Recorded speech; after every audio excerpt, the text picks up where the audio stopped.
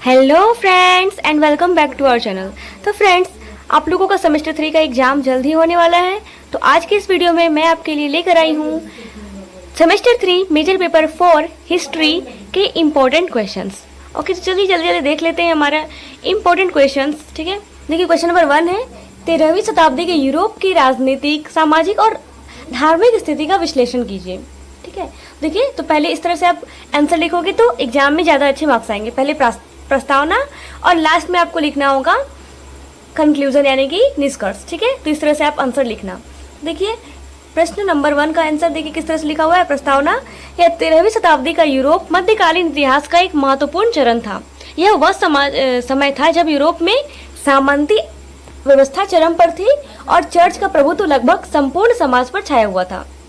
इस युग को डार्क एज भी कहा जाता है क्योंकि यह ज्ञान विज्ञान की जगह अंधविश्वास और धार्मिक कट्टरता का बोलबाला था। ठीक है, और देखिए यूरोप की राजनीतिक स्थिति क्या थी। यूरोप में कोई केंद्रीकृत शासन प्रणाली नहीं थी।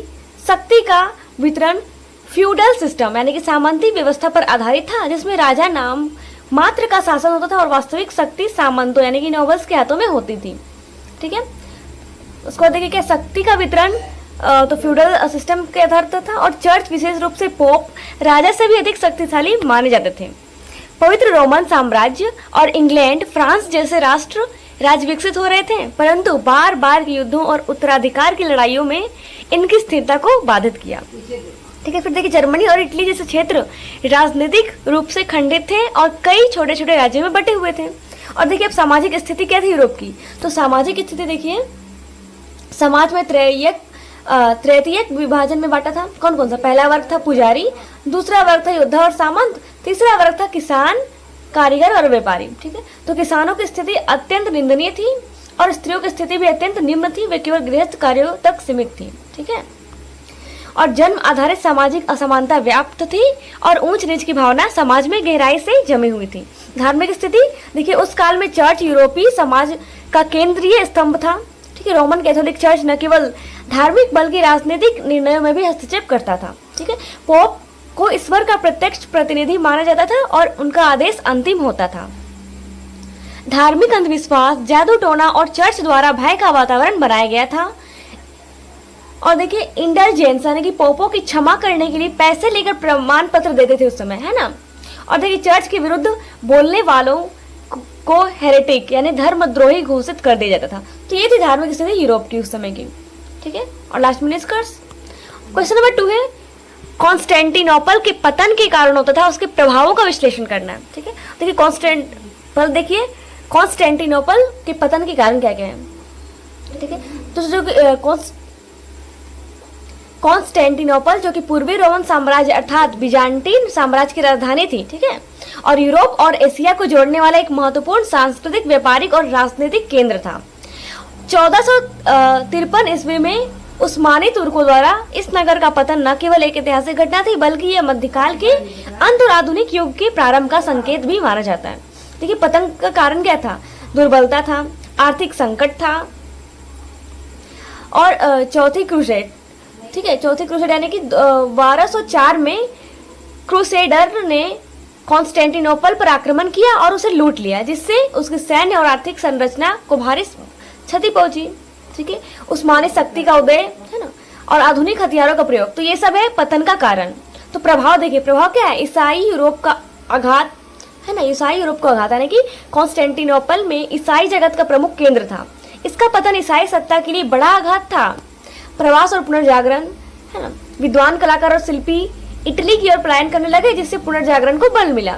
यूरोपीय समुद्री खोजों को बढ़ावा मिला और इस्लामी प्रभाव की वृद्धि हुई। उस्मानी साम्राज्य ने कॉन्स्टेंटिनोपल को इस्तांबुल बनाकर इस्लामी सांस्कृतिक केंद्र के रूप में स्थापित किया। राजनीतिक शक्ति का संतुलन बदला और यूरोप में शक्तियां संतुलन पश्चिमी राष्ट्रों की ओर झुकने लगा। ठीक है, तो ये है उसका प्रभाव और पतन का कारण। प्रश्न नंबर 3 देखिए, पुनर्जागरण, उद्गम विशेषताएं, प्रसार, नगर की भूमिका, मानवतावाद और कला एवं वास्तुकला का क्या प्रभाव है ये। ठीक है, देखिए पुनर्जागरण क्या होता है पहले तो देखिए, तो पुनर्जागरण यानी कि रेनेसेंस शब्द का अर्थ है पुनर्जन्म। ठीक है, पुनर्जन्म या नई चेतना का उदय यह 14वीं से 17वीं शताब्दी के मध्य यूरोप में फैला एक सांस्कृतिक, बौद्धिक और कलात्मक आंदोलन था, जिसने मध्यकालीन यूरोप की जड़ता को तोड़कर आधुनिकता की ओर पहला कदम बढ़ाया था। ठीक है, इस आंदोलन ने यूरोप के विज्ञान, साहित्य, कला, दर्शन और मानवता के प्रति एक नए दृष्टिकोण को जोड़ा। तो इसका देखिए ओरिजिन कहाँ से हुआ था। पुनर्जागरण की शुरुआत इटली में हुई थी, विशेष रूप से फ्लोरेंस नगर से। ठीक है, यह आंदोलन रोमन और ग्रीक सभ्यताओं की पुनर्खोज और उनकी विचारधाराओं से प्रेरित था। और देखिए क्रूसेड्स, व्यापारिक विकास और कॉन्स्टेंटिनोपल के पतन के आए विद्वानों के योगदान ने इस चेतना को बल दिया। ठीक है, उसके बाद देखिए इसकी विशेषताएं क्या क्या थी। मानव केंद्रित सोच, वैज्ञानिक दृष्टिकोण, धर्म के स्थान पर तर्क और विवेक का महत्व, व्यक्तिगत स्वतंत्रता और रचनात्मकता पर बल, प्राकृतिक सौंदर्य और यथार्थवाद की ओर झुकाव था। ठीक है, प्रसार यानी कि इसका स्प्रेड, इटली से आंदोलन फ्रांस, इंग्लैंड, जर्मनी, स्पेन आदि में फैला। मुद्रण कला यानी कि प्रिंटिंग प्रेस की खोज ने इससे प्रसार और महत्वपूर्ण भूमिका निभाई थी। यूनिवर्सिटीज, विद्वानों, कलाकारों और राजाओं ने इनके प्रसार को समर्थन दिया। ठीक है, और नगर राज्यों की भूमिका क्या थी। रोल ऑफ सिटी स्टेट्स, तो फ्लोरेंस, वेनिस, मिलान जैसे नगर राज्यों में व्यापार और धन की प्रचुरता थी। यहाँ के शासक जैसे कि मेडिसी परिवार विद्वानों, लेखकों और कलाकारों के संरक्षक बने। इन महानगरों में पुनर्जागरण के लिए आवश्यक बौद्धिक और आर्थिक वातावरण प्रदान किया। ठीक है, तो देखिए ये सारा पढ़ लीजिएगा आप लोग। लास्ट में निष्कर्ष। और प्रश्न नंबर 4 है, धर्म सुधार आंदोलन यानी रिफॉर्मेशन की उत्पत्ति का कारण और प्रभाव विस्तार से लिखिए। ठीक है, तो पहले प्रस्तावना। 16वीं शताब्दी का यूरोप धार्मिक अशांति और चर्च के भ्रष्टाचार के कारण उथल पुथल का दौर था। रोमन कैथोलिक चर्च की सत्ता इतनी अधिक बढ़ गई थी कि वह न केवल धार्मिक मामलों में बल्कि सामाजिक और राजनीतिक क्षेत्रों में भी दबदबा जमाने लगी थी। ऐसे में चर्च के भ्रष्टाचार, अवैज्ञानिक आस्थाओं, अवैध धन वसूली के कारण आम जनता और विद्वानों में असंतोष पैदा हुआ। इस असंतोष की परिणति के रूप में धर्म सुधार आंदोलन यानी रिफॉर्मेशन का उदय हुआ। ठीक है, तो उसका उत्पत्ति, यह आंदोलन 1517 में जर्मनी के मार्टिन लूथर द्वारा प्रकाशित 55 थीसिस से शुरू हुआ था। लूथर ने चर्च की अवैध प्रथाओं जैसे इंडल्जेंसेस की बिक्री पर विरोध किया। उनकी यह पहल यूरोप भर में फैल गई। ठीक है, इसका कारण क्या था। देखिए धार्मिक भ्रष्टाचार था, राजनीतिक इच्छाएं, सांस्कृतिक परिवर्तन और प्रिंटिंग प्रेस का विकास। ठीक है, तो ये सब था रिफॉर्मेशन का कारण। ठीक है, अब देखिए प्रमुख नेता कौन कौन से थे। तो मार्टिन लूथर न सिर्फ बाइबल के आधार पर धर्म की शिक्षा देने की बात कही, उन्होंने कहा कि मोक्ष केवल विश्वास से ही संभव है। इसके बाद जॉन कैल्विन ने धर्मशास्त्र में लड़ाई लाई, जबकि जॉन नॉक ने स्कॉटलैंड में सुधार आंदोलन को फैलाया। ठीक है, तो प्रभाव देखिए इसका क्या क्या है। प्रोटेस्टेंट चर्चों की स्थापना हुई जो कैथोलिक चर्च से अलग हो गई। धार्मिक स्वतंत्रता का विचार फैलना शुरू हुआ। यूरोप में राजनीतिक ढांचे में बदलाव आया और शिक्षा और विज्ञान के क्षेत्र में प्रगति हुई। प्रश्न नंबर 5 है, प्रतिक्रिया यानी कि काउंटर रिफॉर्मेशन की उत्पत्ति, उसका उद्देश्य और उसके प्रभाव का विस्तृत वर्णन करना है। देखिए उत्पत्ति का कारण क्या था काउंटर रिफॉर्मेशन का।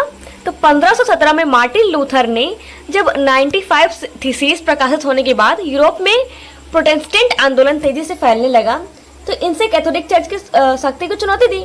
चर्च में व्याप्त भ्रष्टाचार, अवैध धन संग्रहण, पादरियों का अनैतिक व्यवहार और धार्मिक आस्था का दुरुपयोग प्रमुख कारण थे।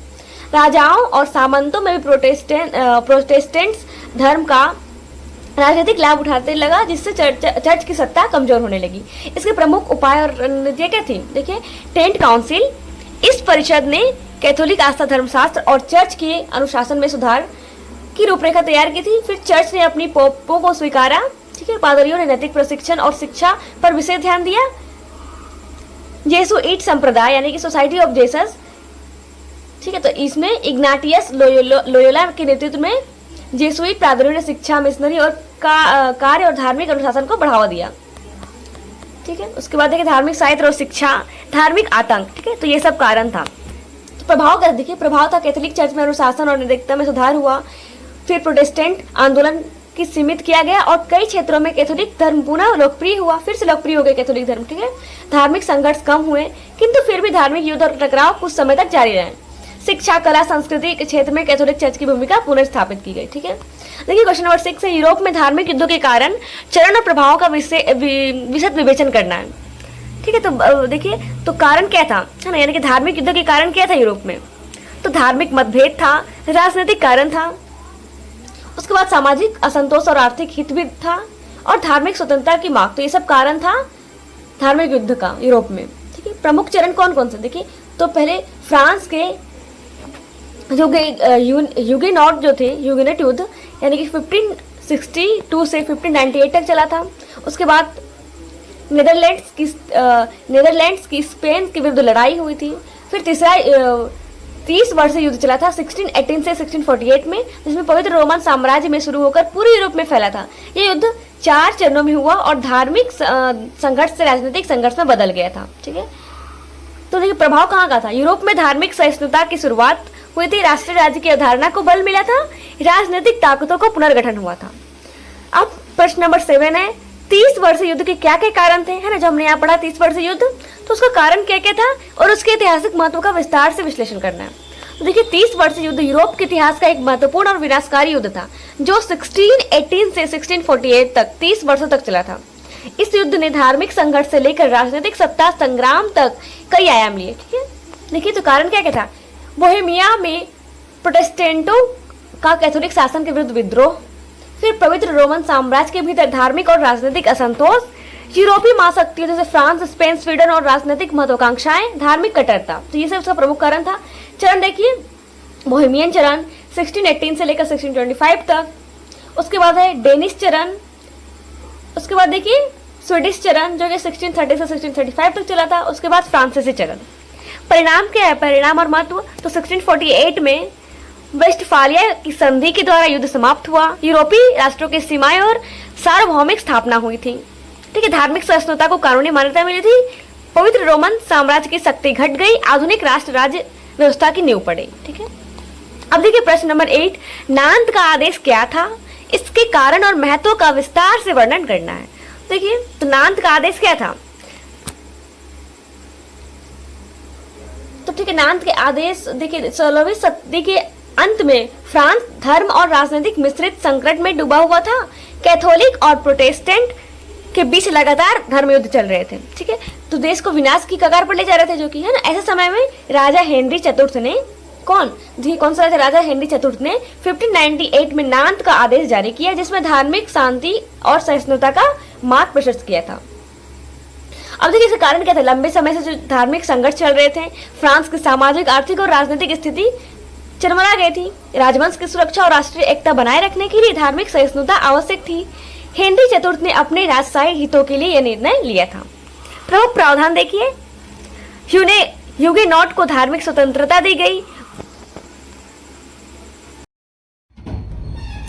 तो फ्रेंड्स, ये रहे मेजर पेपर 4 हिस्ट्री सेमेस्टर 3 के इम्पोर्टेंट क्वेश्चंस पार्ट 1। तो इसका पार्ट 2 भी आप लोग देख लीजिए।